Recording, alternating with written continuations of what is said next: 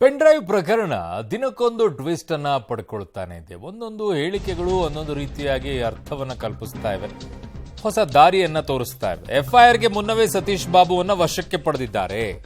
ಮೈಸೂರಿನಲ್ಲಿ ಮಾಜಿ ಸಚಿವ ಸಾರಾ ಮಹೇಶ್ ಅವರು ಈ ಹೊಸ ಬಾಂಬ್ ಅನ್ನ ಸಿಡಿಸಿರೋದು.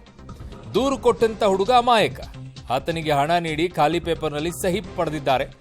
ದೂರು ಕೊಟ್ಟ ಯುವಕ ಎಲ್ಲಿದ್ದಾನೆ ಅಂತ ಸಾರಾ ಮಹೇಶ್ ಅವರು ಪ್ರಶ್ನೆಯನ್ನ ಮಾಡ್ತಾ ಇದ್ದಾರೆ.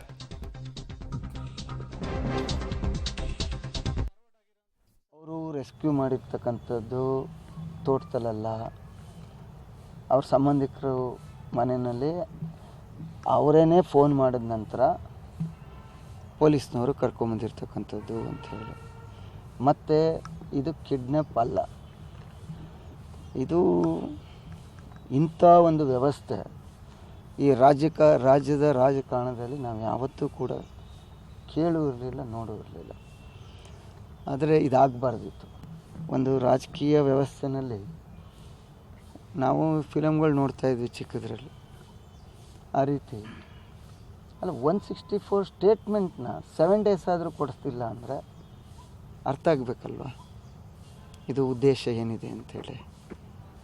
ಆಮೇಲೆ ಸಂಜೆ ಇವರು ಅಡ್ವೊಕೇಟ್ ಇದ್ದಾರೆ, ರಾತ್ರಿ 2ನೇ ತಾರೀಕು ರಾತ್ರಿ 9 ಗಂಟೆ 5 ನಿಮಿಷಕ್ಕೆ FIR ಆಗುತ್ತೆ.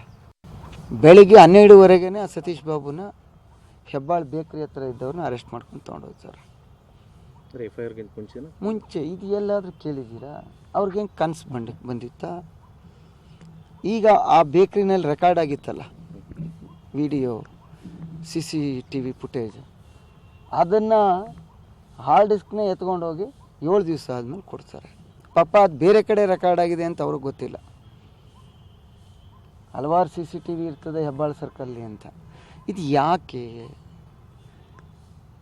ಆದರೆ ನೀವು ನಿಮ್ಮ ರಾಜಕೀಯ ವ್ಯವಸ್ಥೆಯಲ್ಲಿ ನಮ್ಮ ಹಲವು ಕಾರ್ಯಕರ್ತರು, ಮುಖಂಡರು ಪೊಲೀಸ್ ಸ್ಟೇಷನ್ಲಿ ಏನೂ ತಪ್ಪು ಮಾಡಿದೆ 5-6 ದಿವಸ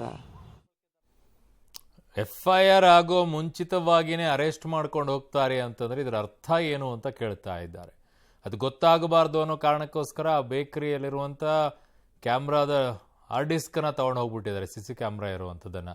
ಆದರೆ ಬೇರೆ ಕಡೆಗಿರುವಂಥ CC ಕ್ಯಾಮ್ರಾದಲ್ಲಿ ಸೆರೆ ಆಗಿದೆ, ಅದ್ರ ಮೇಲೆ ಗೊತ್ತಾಗ್ತಾ ಇದೆ ಅನ್ನೋ ಮಾತನ್ನು ಸಾರಾ ಮಹೇಶ್ ಹೇಳಿದ್ದಾರೆ.